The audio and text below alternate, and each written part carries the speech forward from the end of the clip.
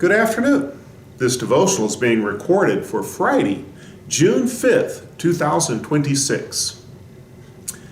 How do we know what we know about Jesus? What gives us the assurance that our beliefs about Jesus are correct? We know what we've been taught, and we know how we were raised, but how do we gain the certainty that the beliefs we currently hold are the correct ones?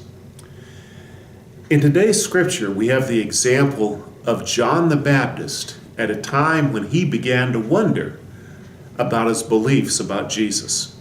John the Baptist had lived an austere life. He was separated from normal society, but there was a time where he enjoyed a time of great audiences, had tremendous prophetic power. He had the ability to move huge crowds with his preaching, and hundreds came to hear him and repented at his preaching. Then he suffered imprisonment and disgrace at the hands of evil people.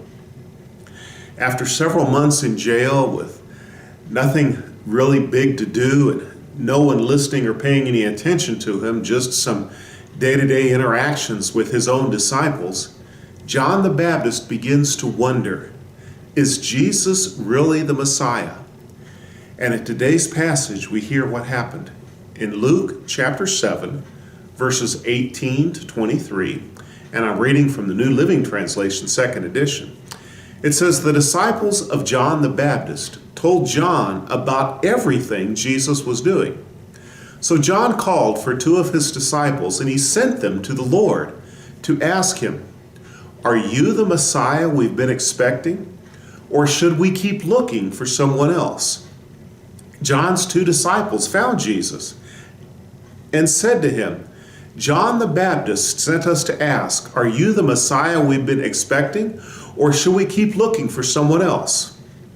At that very time, Jesus cured many people of their diseases, illnesses, and evil spirits. He restored sight to many who were blind. Then he told John's disciples, go back to John and tell him what you have seen and heard. The blind see, the lame walk, the lepers are cured, the deaf hear, and the dead are raised to life. And the good news is being preached to the poor. And tell him, God blesses those who do not turn away because of me. Now, Jesus did not give John a straight answer. I can hear John's frustration. It's a yes or no question. Just tell me plainly. But Jesus didn't do that. Jesus says, what do you see? What do you hear? What is your perception? Go back to John and report to him what you have seen and heard. And let John make up his own mind. And by the way, you've seen the lame walk, and you've seen the deaf hear, and you've seen the dead be raised back to life, and you've seen the lepers cured. You go back and talk to John, tell him what you've seen and heard. You see, faith is not only a gift from God. Faith is a decision we make based upon the evidence we have. And God allows and expects us to make up our own minds about believing in Him based upon what we've seen and heard.